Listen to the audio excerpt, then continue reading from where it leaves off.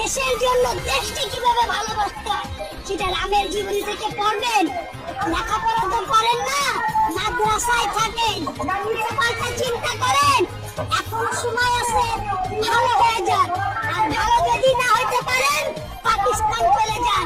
আপনাদের মতো মৌলবাদীদের দেশ হচ্ছে পাকিস্তান, এই বাংলাদেশ নয়। এই বাংলাদেশ হচ্ছে সকলের, যারা বাংলাদেশকে ভালোবাসে, যাদের সম্প্রীতি আছে, যারা হিন্দু মুসলিম খ্রিস্টান বৌদ্ধ সকলে মিলেমিশে থাকতে পারে, তাদের জন্যই বাংলাদেশ। আপনাদেরকে আবারও বলতে চাই, আপনারা যদি বেশি বাড়াবাড়ি করেন তাহলে কিন্তু আমরা আমাদের এই বাংলাদেশকে আরেকটি বিভক্ত করতে চাই, আমরা প্রকাশ করতে চাই। সনাতনী সম্প্রদায় যেটা অতীতে করা উচিত ছিল, কিন্তু আমাদের সম্প্রদায় ভাই বোনেরা মনে করেছিল যে না, পাকিস্তান শুধুমাত্র মুসলমানদের দেশ, বাংলাদেশ হিন্দু মুসলিম খ্রিস্টান বৌদ্ধ সকলের দেশ। আপনারা যদি আমাদের সাথে মিলেমিশে থাকতে পারেন তাহলে তো অবশ্যই ভালো। আমরা বলি আসুন মিলেমিশে থাকুন, মিলেমিশে না থাকলে পাকিস্তানে চলে যান। আর যদি বেশি বাড়াবাড়ি করেন তাহলে আমরা একটি প্রদেশ করতে এখানে বাধ্য হব। মনে করবেন না আপনি যুদ্ধ করলে আমরা বসে থাকবো, আমরা কিন্তু যুদ্ধ করতে জানি। আপনি আমাদের 5টা মারবেন, আমরা আপনাদেরকে 2টো মারবো, সেই দিন কিন্তু আর নাই। আমরা মানবতাবাদী, আমাদের ধর্মে আসে জীবে প্রেম করে যেইজন সেইজন সে হচ্ছে ঈশ্বর। তাই আমরা সকলকেই ভালোবাসি, সকলের মধ্যেই বেঁচে থাকতে চাই। তবে আবারও বলতে চাই, এইসব মৌলবাদীরা যারা এই আমাদের রাম আমাদের দেবতাকে জুতা পিটা করেছে, ছবিতে আমাদের হৃদয়ে রক্তক্ষরণ হয়েছে। সরকারকে বলতে চাই, অনেক হিন্দু সম্প্রদায় আছে এবং এখন বর্তমানে যিনি ক্ষমতায় আছেন 2 জন, একজন এমপি, একজন মহিলা এমপি এবং একজন মন্ত্রী। তাদের দৃষ্টি আকর্ষণ করে বলতে চাই, আপনার কি এই জায়গায় আসতে হবে?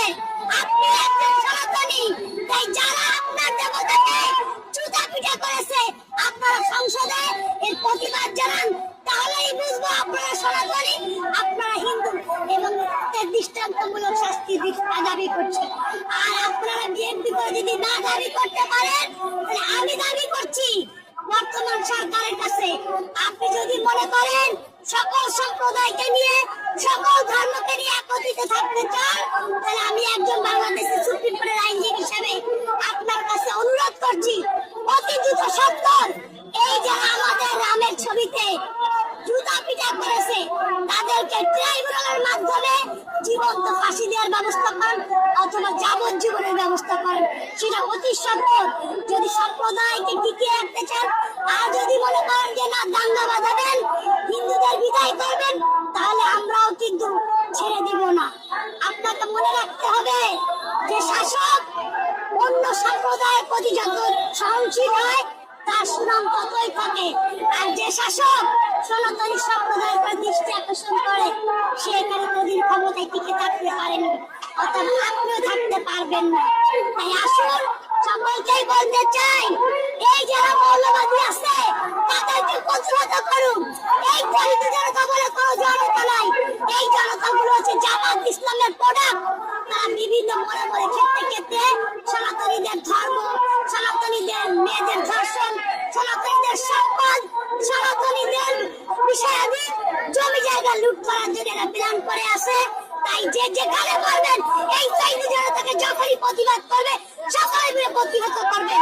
আর আইন তো এখন নাই সনাতনীদের জন্য, আইন এখন টোটালি সনাতনীদের জন্য নাই। একটা সনাতনীর মন্দির স্থাপন করতে বাধা দিচ্ছে